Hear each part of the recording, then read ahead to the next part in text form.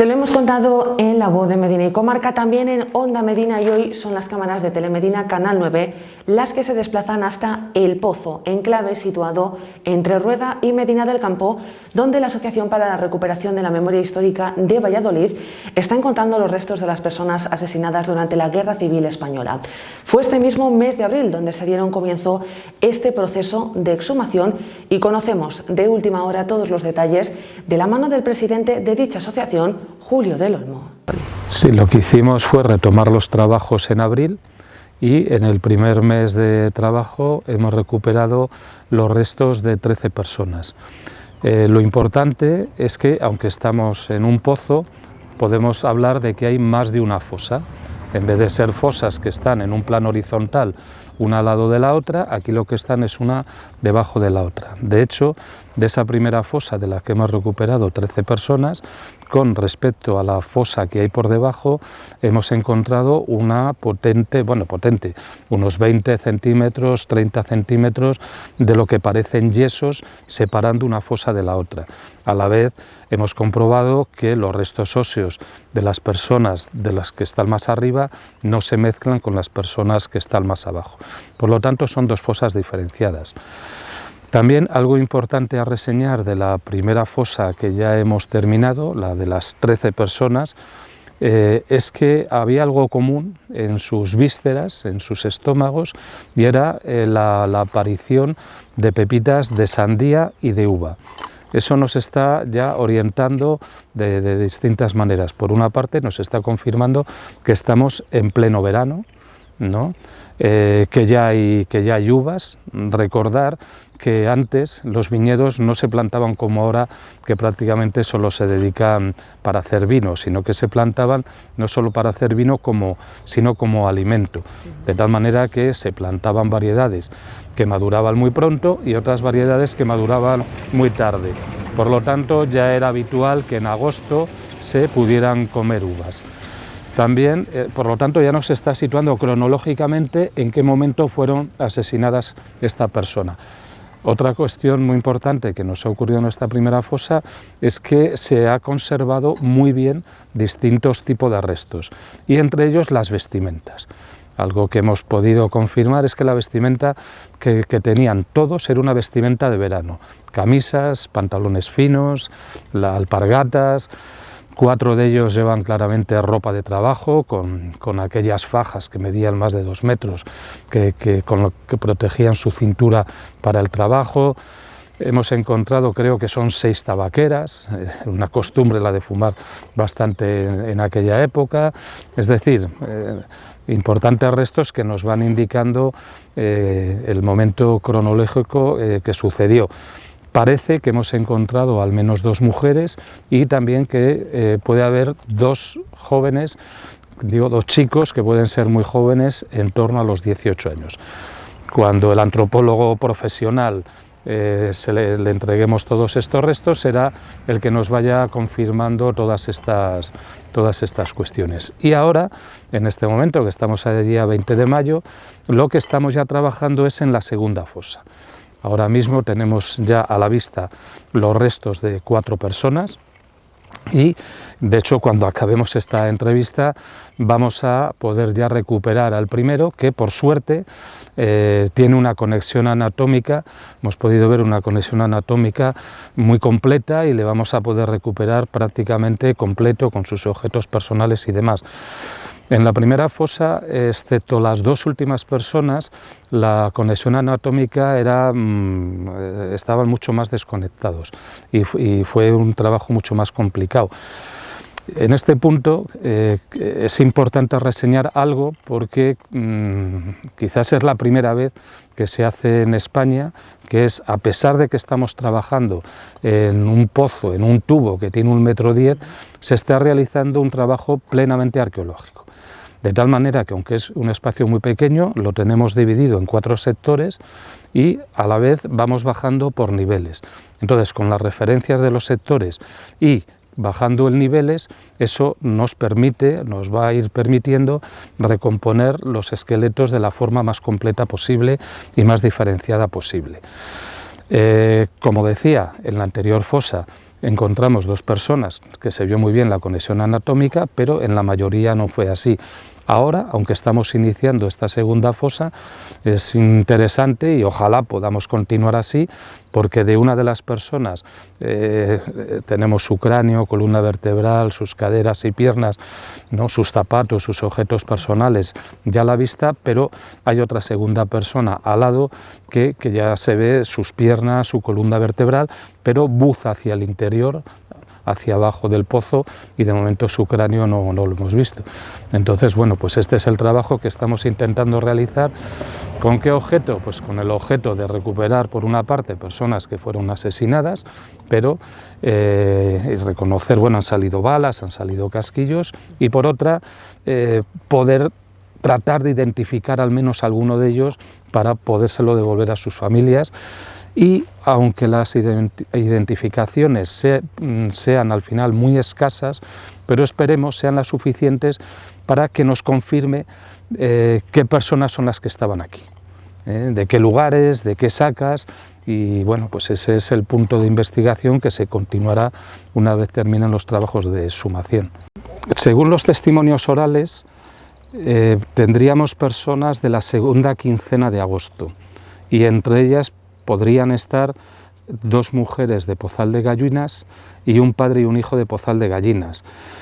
Esta ingesta que hemos encontrado, ¿no?, estos restos de ingesta de las pepitas de sandía y de uva, de alguna manera lo que hacen es confirmarnos cómo podemos estar en un periodo, ¿no?, como el que nos dicen los testimonios orales, y el hecho ya de estos primeros indicios, por los primeros análisis antropológicos que se han hecho, de tener con claridad al menos una persona subadulta que puede tener alrededor de los 18 años y los otros restos que pueden ser de 2 mujeres, bueno, por lo menos nos mantienen con la esperanza hasta que, repito, se hagan ya los análisis más precisos de que efectivamente podamos tener a esas personas aquí. Y luego también es muy importante reseñar otro punto, ¿no?, porque este es un lugar, ya lo dijimos en su día, donde hay testimonios vagos, ¿no?, de que puede haber más personas, y luego en Medina del Campo, como en otros pueblos, hay un número muy importante de personas de los que no hay ninguna referencia de su lugar de desaparición. Y dadas las características de discreción y de fácil enterramiento que tiene este sitio, pues mantenemos la esperanza de que este pueda ser el lugar donde se encuentren esas personas. El hecho de que ya hayamos encontrado una fosa diferenciada de otra que está por debajo, pues vuelvo a reiterar, nos permite pensar que efectivamente, bueno, pues podemos encontrar aquí a bastantes personas, ojalá. Sí, a fecha de la hora a la que estamos ahora, hemos superado los 32,5 metros, siguen apareciendo los mechinales, que son esos huecos a ambos lados que permitían poner unos travesaños cuando ellos estaban haciendo el pozo para subir y bajar, siguen apareciendo los mechinales, no ha cambiado el diámetro del pozo y por lo tanto seguimos todavía en el tubo. Entonces, claro, no sabemos lo que nos queda, Vuelvo a decir, si es real, y darse cuenta de una cosa, estas 13 personas que hemos encontrado hasta ahora estaban en menos de 1 metro de altura. Lógicamente, la descomposición, el hecho de que el pozo de alguna manera va tirando hacia abajo, ¿no?, comprime de tal manera los restos que, como vemos al final, 13 personas ocupan un espacio que no llega ni al metro de altura y en una superficie, en un diámetro de 1,10 metros.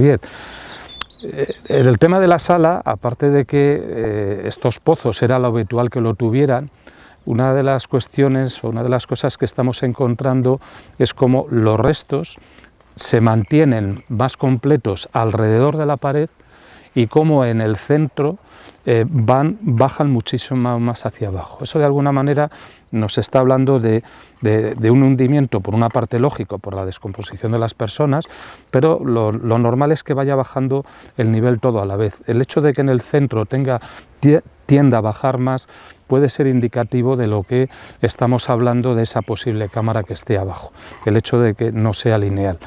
Pero bueno, a fecha de hoy lo único que podemos decir es que estamos a 32,5 metros y que siguen apareciendo personas. Sí, es decir, nosotros mientras podamos mantener económicamente el trabajo, aquí seguiremos. Quiero decir que si tienen que ser 2 meses más, pues bueno, pues seguiremos 2 meses más. Lo que nos importa ahora sobre todo es tratar de recuperarles y también, reitero, no queremos recuperarles de cualquier manera, que es algo que ha sido muy habitual cuando se han encontrado en simas, en pozos, en lugares de estos, sino que queremos mantener este trabajo arqueológico, porque este trabajo arqueológico nos permitirá más fácilmente poder reconocer o identificar a alguna de las personas.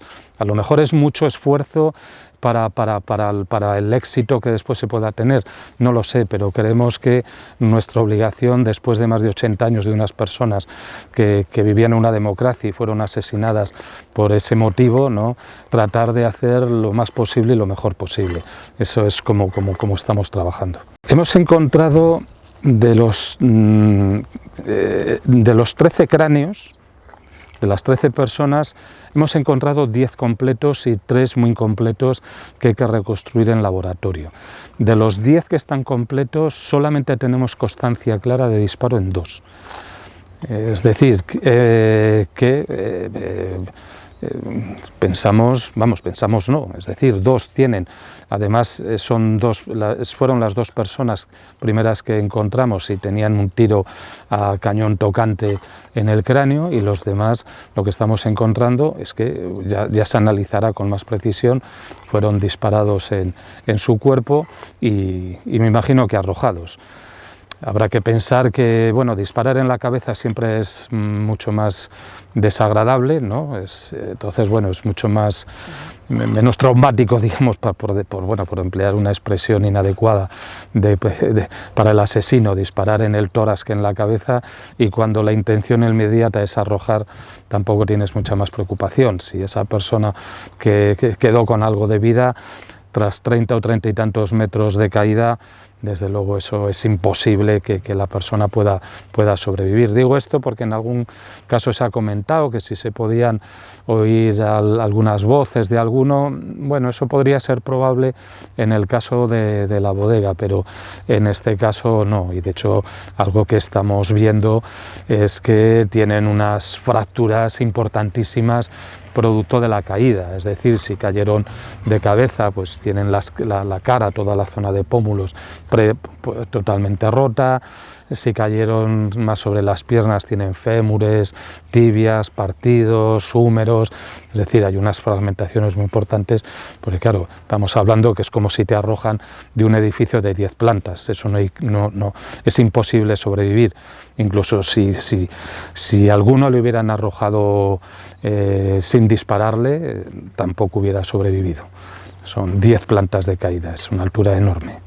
Has hablado también del sustento económico y veíamos hace escasamente un mes como en las Cortes el vicepresidente de la Junta se mostraba ciertamente orgulloso por ofrecer aquí a este punto en concreto pues cierta cuantía.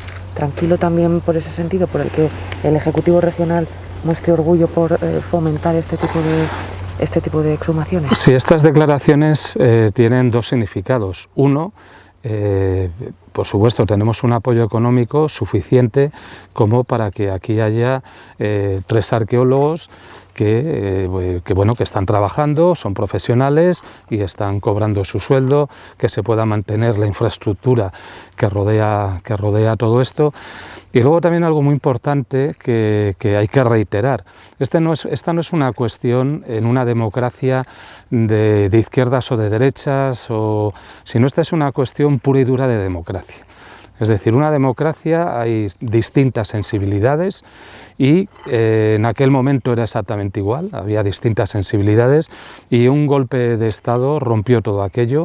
Es verdad que ciertas tendencias ideológicas tuvieron más represión que otras, pero también es verdad dos cosas.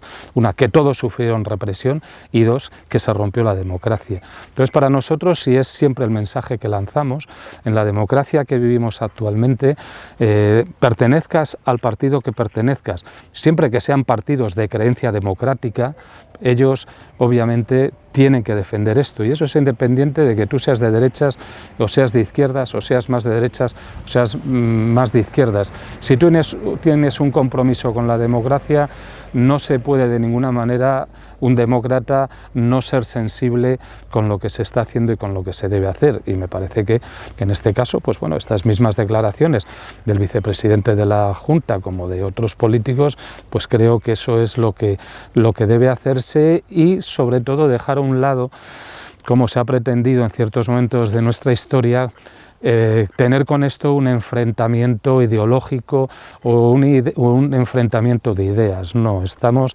en una pura y dura democracia defendiendo valores democráticos.